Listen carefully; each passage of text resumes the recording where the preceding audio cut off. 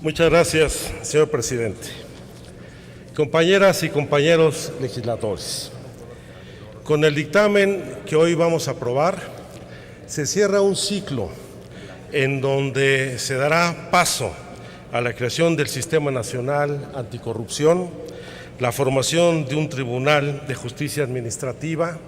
y reformas a la Ley de Responsabilidades de los Servidores Públicos. Este ha sido un proceso escabroso, muy difícil en su implementación, que ha puesto en evidencia las virtudes y al mismo tiempo las peores prácticas dentro del Poder Legislativo y particularmente en el Senado de la República. Este proceso que inició con iniciativas muy diversas de todos los grupos parlamentarios y la presentación de una iniciativa ciudadana respaldada por más de 630,000 ciudadanos, se propuso originalmente desarrollar sus discusiones y el trabajo legislativo a partir de las prácticas del Parlamento abierto. En las primeras reuniones que desarrollamos, nos planteamos dejar atrás las negociaciones bilaterales, las negociaciones en lo oscurito, y de cara a la sociedad, de manera pública y a través incluso de la transmisión del canal del Congreso, nos propusimos abordar el debate de uno de los temas más sensibles en nuestra población y que afecta la vida cotidiana de todas y de todos los mexicanos. Lamentablemente, no lo logramos. No tuvimos la capacidad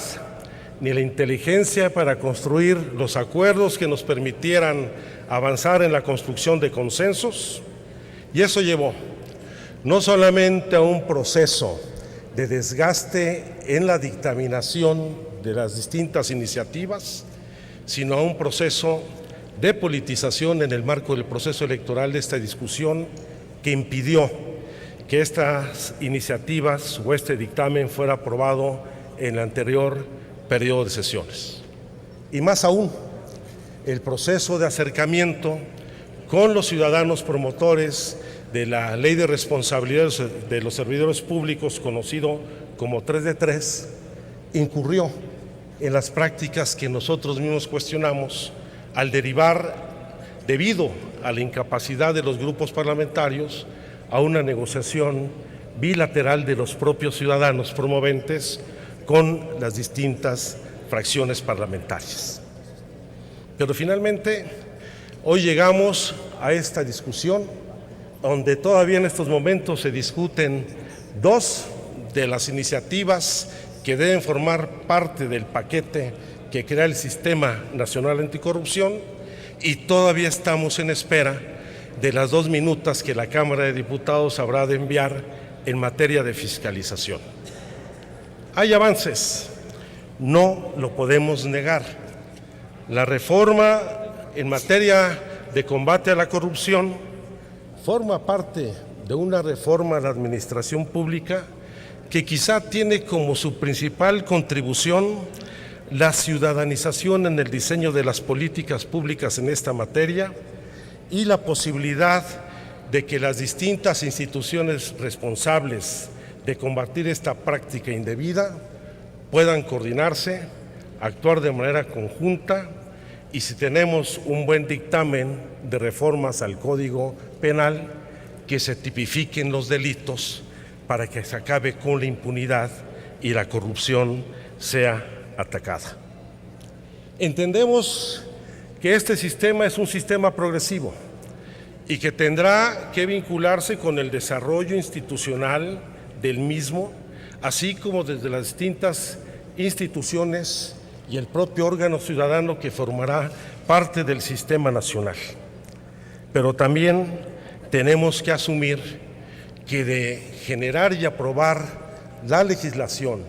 a avanzar en el desmantelamiento del entramado institucional que ha permitido que la corrupción se forme parte del ejercicio de la función pública, dista todavía mucho tiempo, porque habrá no solamente que llevar a cabo un proceso de maduración de esta reforma, sino se requieren mayores reformas que no se quedan en el ámbito legislativo, sino que requieren cambios al régimen político en nuestro país.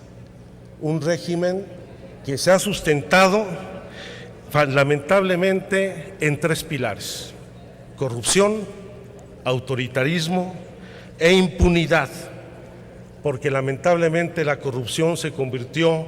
en parte del engranaje fundamental del sistema político de nuestro país, sin lo cual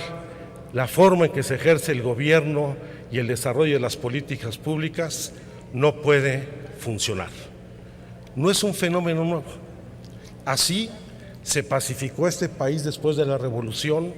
a partir de cañonazos de 50,000 pesos y la distribución de las viejas haciendas a los generales. Así se constituyó la base fundamental del presidencialismo mexicano,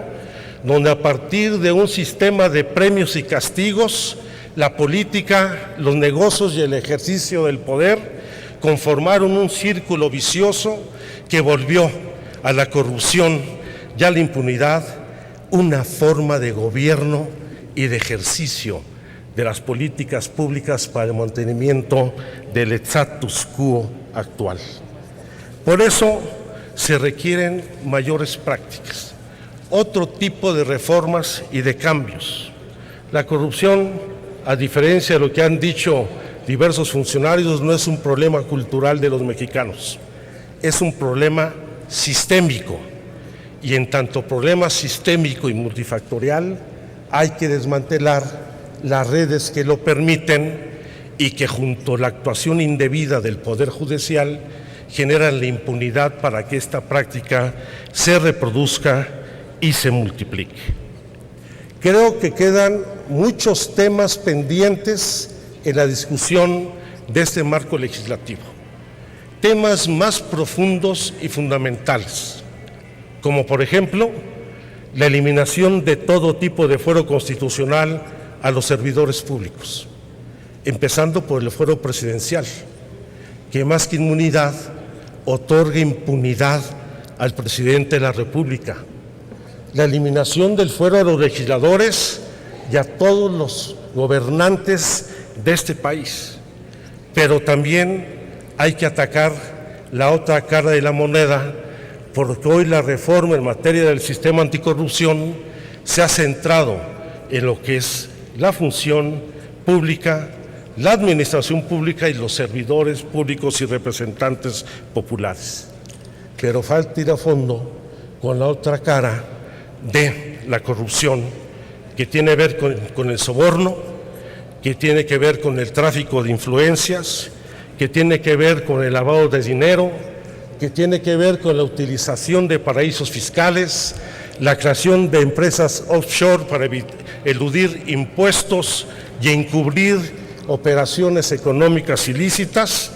y particularmente el que se nos rinda cuenta del origen de las fortunas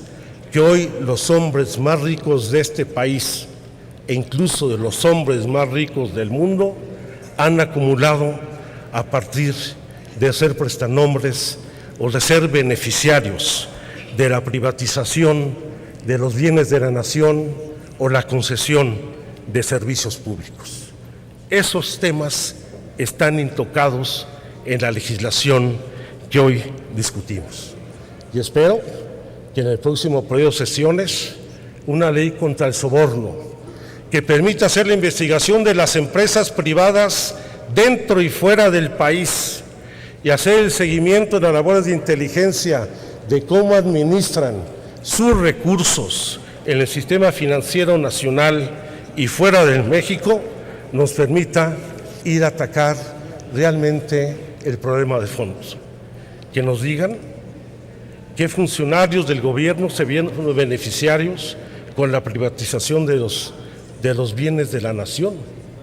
Porque qué bueno que tengamos hoy una 3 de 3 o una 2 de 3 o una ley 2 que 3 de responsabilidades, pero todavía nos dan respuesta de los beneficios que Miguel de la Madrid, que Carlos Salinas de Gortari, que Ernesto Zedillo, que los propios presidentes de la alternancia han tenido con la privatización de los bienes públicos y con el otorgamiento de las concesiones que corresponden a la nación. Creo que se avanza, pero todavía nos falta un largo trecho por recorrer, porque no basta combatir la corrupción, hay que combatir la impunidad, y esa impunidad se emerge fundamentalmente del poder intocado de este país, que es el poder judicial, que todo lo encubre, todo lo tolera, para poder garantizar la prevalencia del actual régimen político en nuestro país. Muchas gracias.